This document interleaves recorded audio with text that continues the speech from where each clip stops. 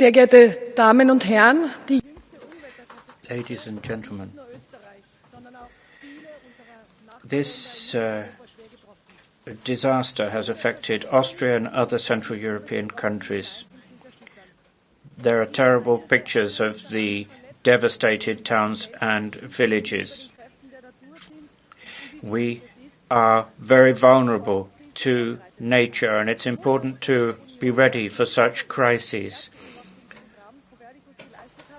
Although Europe has helped, thanks to its Copernicus program, the civil protection mechanism was not activated. The delay can make a difference between life and death and is unacceptable.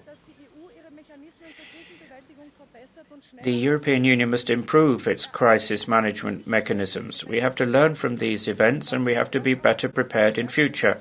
That means more cooperation between member states and a better use of the available resources.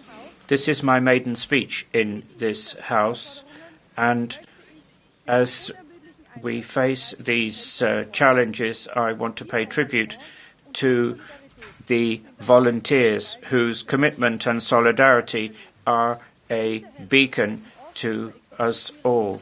These people work in extremely difficult conditions and risk their own lives to help others.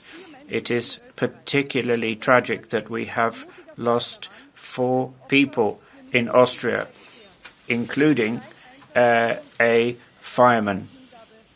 That is true dedication. We need to be better prepared for such disasters, for Austria and for the people of Europe. Only by working together can we make sure that we will meet the challenges of the future and give people the safety and security they deserve.